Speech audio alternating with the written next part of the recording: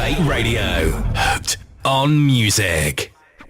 Hey everybody, welcome to the second episode of Get to Know Your DJ. Today here with me we have Znurre from Debate Radio crew, the host of Theme Park Show. Hey Znurre, how are you doing? Hello, yeah, I'm pretty good. Weather is great outside, been actually the whole weekend, and yeah, I feel good in general. What about you? Yeah, I'm doing good also, and also the weather is just fantastic here also. So first of all, I'm gonna ask you a silly question. How to correctly pronounce your nickname? Is it Znurre or Snurre or something like that?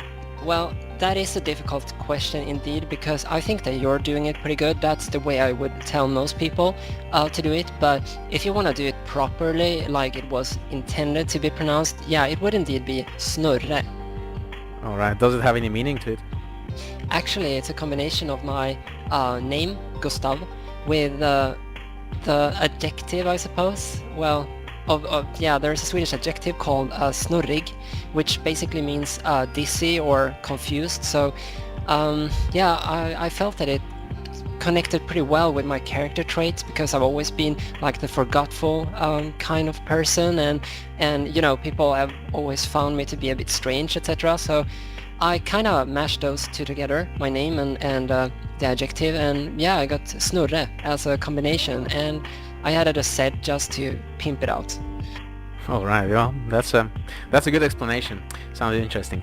All right, but let's kick off then, and let's start with you. Tell us a bit about yourself. Where are you from? How old are you? And what do you do for a living and stuff like that? Yeah, okay, so first of all, I'm 26 years old. I'm turning 27 this year, but I'm born late, so I still have some time to enjoy my 26th year. And I live in a coastal city on the eastern coast of Sweden, and actually it would be considered the northern north part of Sweden, but you know, like half of Sweden is considered north, and it's actually below the middle if you look at the map, so it's not that far north actually, and it's a pretty nice city. It's a bit on the smaller side, perhaps 15,000 people or so lives here, but I really like it here. And I work here at a local company. We do have an international presence though, but yeah, here at the office where I work, we're about, I don't know, 140 people perhaps. So it's a pretty large company, I would say. And I work there as a programmer. And yeah, I don't think I will go into what we actually do, because most people wouldn't be interested in that. But yeah, I really do like my work, I have to say, and I like my colleagues and everything, so yeah. So is programming your hobby as well? Yeah, I would say it is actually. I've been programming since I was about 12 years old, and you know, I'm even programming on my spare time, although programming on my spare time has become more rare as I started working, because, well, when you do work 8 hours a day plus with programming, you're not super excited to you know, get programming. Once you get home, you want a break from it. But yeah, I would still say it's one of my biggest hobbies, even so. Yeah, I understand that completely, knowing from my own experience. We are gonna continue now. I know one thing about you, in addition to what you just said, is that you speak Japanese. Is that right? Well, yeah, I wouldn't say I speak it fluently, but I can have a basic conversation. I've been to Japan 4 times and had I've been able to try it out in practice, and yeah, I've been able to make myself understood, but I wouldn't in no way say that I'm fluent in it. All right. Is your knowledge of Japanese coming from learning it, or did you just pick it up from some movies or cartoons or whatever? I think it actually started, I don't know if it's relevant, but when I was sick, I don't remember the exact age, but I was pretty young. My father left me at home to visit some friends or whatever, and he left me with a collection of the Shogun TV series that he had on DVD. He had acquired them from somewhere, and you know, that was a pretty long TV series. I think it aired in the UK originally, and it's like an adaptation, I think, of a Japanese or a book about some guy who gets stranded in Japan, and he's like forced to adopt their culture, etc., and he gets in charge of like defeating an army and whatnot. Anyway, while watching this, I watched it during the night when my father was away, and I remember already at this time, I've always been pretty good at picking up languages, and already at this point, I'd picked up quite a lot of vocabulary just from watching that movie. And when he came home, I kind of bragged with my, newly learned knowledge. But yeah, since then I didn't really think about it. My those few words I'd learned faded away, and it wasn't until around 2009, I think, when I stumbled across there was this video site called Nico Nico Doga, which is like a Japanese version of YouTube, although a bit strange. But anyway, there was this YouTube user who cross-posted stuff from Nico Nico Doga onto YouTube. So I got in contact with this, and I was so fascinated about this culture. Like, there was this medley, for instance, where they had mashed together a lot of anime OST songs, etc. And I don't know, I really just loved it. And I came across one kind of interesting mashup where they had mashed together the opening theme for Haruhi, which is an anime, with the characters from another anime series called Lucky Star. And I was so hooked on the opening song that I asked my friend who was into anime. I asked him like, oh, what anime is this? And he was like, well, yeah, that's a mashup. I suggest you start with watching Haruhi. So I did, and after watching that one, I was pretty much hooked actually. He recommended me some other anime series, and since then I was basically watching anime every day. And as I done that for, I don't know, half a year, I started getting really interested in the language. I'd already picked up quite a bit of it, but I knew a few words, etc., what they meant, and so, but I wanted to learn the grammar, so I went to this site called Japanese Online, where I basically self-studied the basics, and from there I, once you know the basics of a language, it becomes much easier to pick up. So from there on, I picked up quite a lot by myself, and that's where I am today, actually. Yeah, that's awesome. And actually, when you say something live on the air in Japanese, then to me it sounds really legit, because I can't tell the difference because I don't understand anything, right? But as a proof of concept, can you say something like Deckel's Rock Explorer is the best rock radio show on the planet in Japanese? Okay. デクルのロックエクスプローラーは世界で一番のロックラジオ番組です。Yeah, I suppose it would be something like that. Wow. This is awesome. Alright, let's move on and talk about the radio as well. How did you get into hosting online radio shows anyway? Yeah, that's a good question. I think, I've been very interested in music ever since I was a kid. It's always been a big passion of mine, and I used to buy CDs already when I was like 10 years old. And yeah, throughout the years, my music taste, it was pretty limited at first. I mostly listened to FM radio. I picked up a few artists, etc. that I liked. I purchased their albums. But from when, I think it started like when I started high school.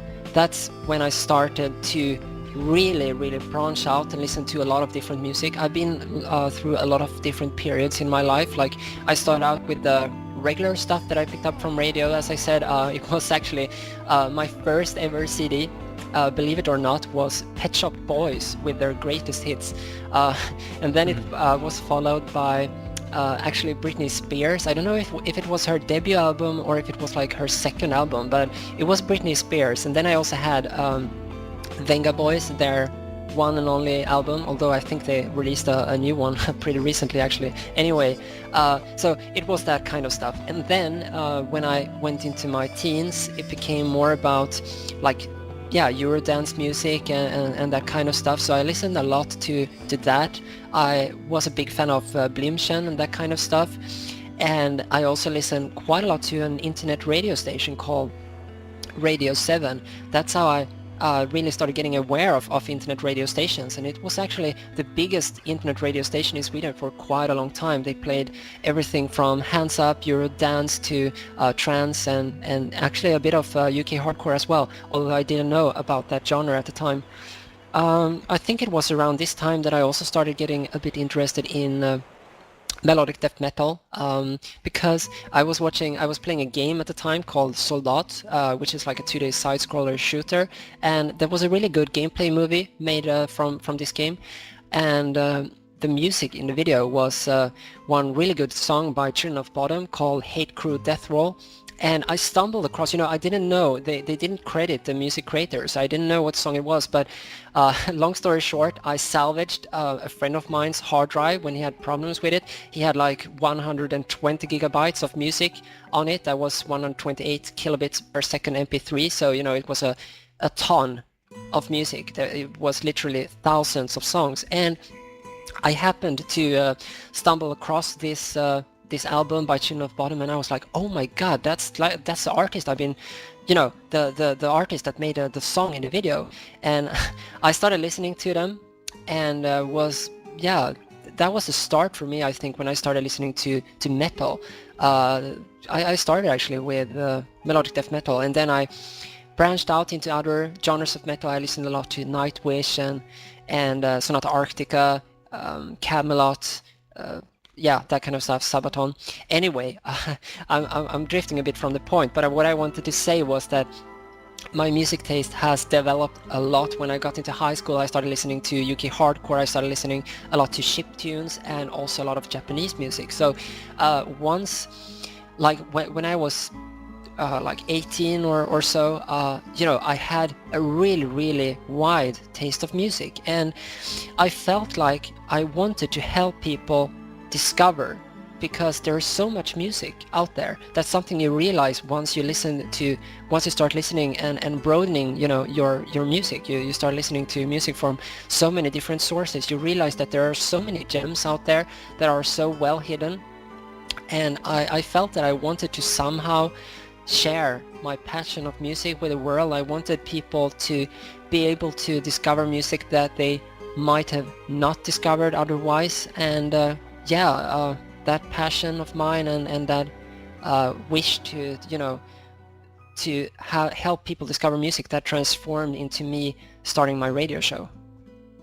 Yeah, and I don't think I would have ever heard or listened to any Japanese songs if it weren't for you. So you definitely made your point there. But yeah, let's talk about your radio show then in more specifics. It's called Theme Park, so it's obviously about the different themes. Want to tell us a bit more about it? Yeah, because my music taste is so diverse, I felt like, if I'm to do a radio show, I cannot just focus on one genre like you do, for instance, or like Avi does.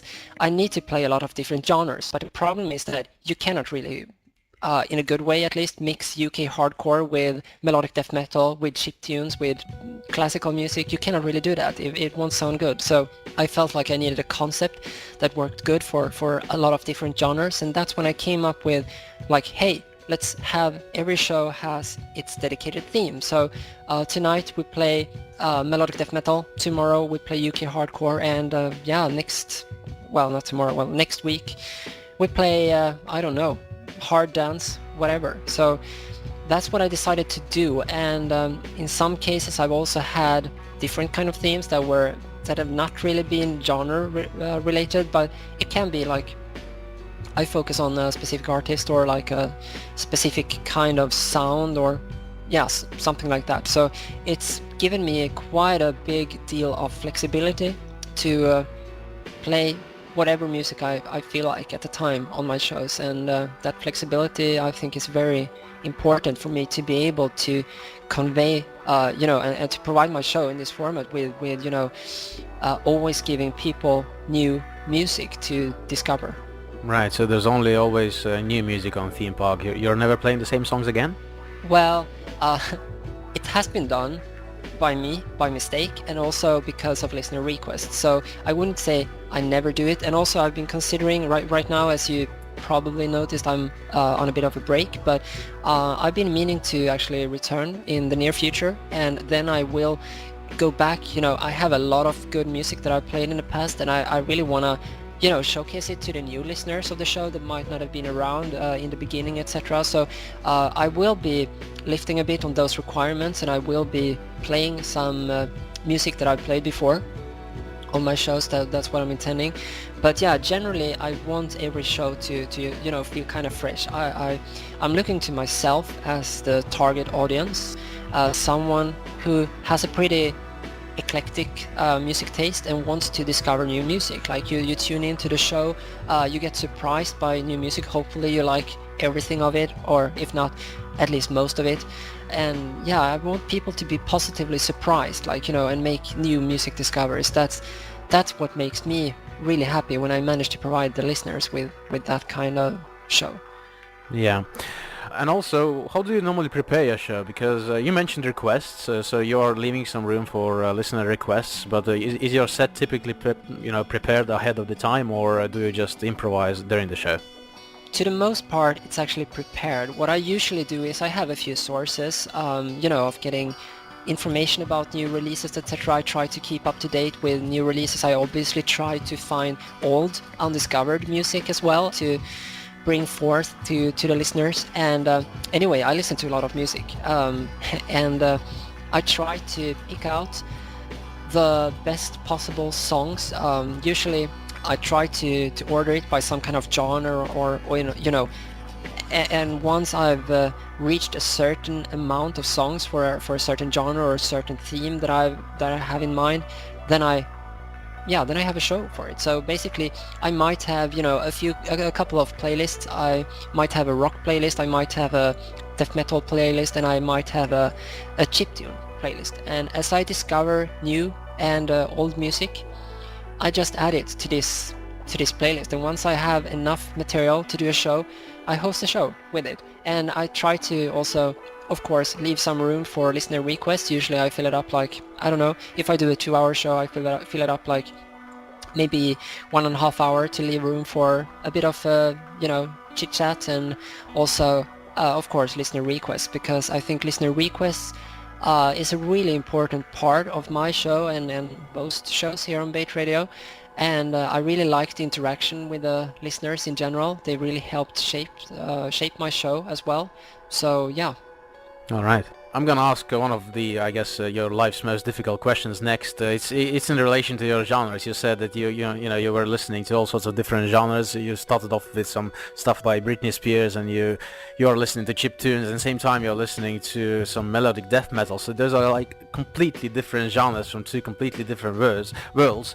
And there's not many people out there that are like you, that listen to that many different genres that are completely different from each other. So if you had to pick one music genre to listen to for the rest of your life every day, what would it be? Oh yeah, that is a really evil question. I would probably say progressive rock, actually, because that genre is so you know, it contains so much different music. Like progressive rock, although it is a genre, it contains music that sounds so different. You have everything from, you know, the old 1970s prog music like Pink Floyd and Renaissance and all that kind of stuff, and you have the super new really progressive stuff like Haken or Froststar or whatever. So you have such a broad spectrum, and I think that if I would just stick to progressive rock, I wouldn't get tired. I think, because, you know, yeah, it has such a huge range of different music. Awesome. I'm really glad you actually took this one and not some Japanese or something else, because I guess progressive rock, out of all those other genres that you mentioned, is the closest to me, even though that's not my main genre. Yeah. All right. Let's do a quick round of short and funny questions answers. So like I say, I give you a choice of two and you just pick one. Are you ready to go? All right, yeah, I'm ready. All right, let's do an obvious one first. Britney Spears or Rihanna? Yeah, so because I told you the story about my first ever CD, etc., I would say Britney Spears. I've grown up with Britney Spears, even though I don't like Britney Spears right now. Yeah, but definitely better than Rihanna, in my opinion. All right. AC/DC or Judas Priest? Oh, that's a difficult one. I don't know too much about Judas Priest, actually. I haven't listened to them that much, but from the little that I've heard, I would probably say Judas Priest, actually. All right. K-pop or heavy metal? Oh, yeah, I don't like K-pop, but I'm not a big fan of heavy metal either, so that's a really difficult one. There is some good K-pop, but on the other hand, there's decent heavy metal as well. Still, I would probably say K-pop, actually. You picked Judas Priest, so Judas Priest is heavy metal. Oh, okay, isn't that hard rock? Well, there's a thin Yeah. wall between them. So Yeah, I can never keep them apart. Like, you know, it's so hard to keep metal and rock apart overall. right. So Barack Obama or Donald Trump? Oh, Barack Obama. All right. Tea or coffee? Oh, I don't like either, but drinking tea makes me want to throw up, so probably coffee. Cucumber or tomato? Oh, tomato. Okay. Pork or chicken? That's hard. Chicken. Okay, let's go a bit geeky. Windows or Linux? Linux. C# or C++? C++. Norway or Finland? That is a really difficult one, actually. Well, I would probably say Norway because, well, it depends, of course. I've been to both countries several times, but I can understand what people in Norway say. I can't in Finland, so Norway it is. All right. Now, being from Sweden, blonde or brunette? Oh, seriously, these questions are hard. That's you know that depends so much on the person. But if you mean like platina blonde, well, maybe that would win with a small margin. Okay. Alcohol or weed? Oh, seriously? I don't know. I don't like either. So I think I would maybe. Well, people tell me. This is nothing that I know for sure, but people tell me that weed is actually not as bad as alcohol, but alcohol is more socially acceptable. So if that is indeed the case, then I would say weed. All right. I'll have one final one for you, which should be easy. Top Gear or Rock Explorer? Yeah, Rock Explorer, of course. Okay, I'm sure you said that just because I'm here. No, it's because I've never watched Top Gear in my life. All right, fair enough. All right, do you have anything else to say to the listeners? Any last words? Well, I love you all.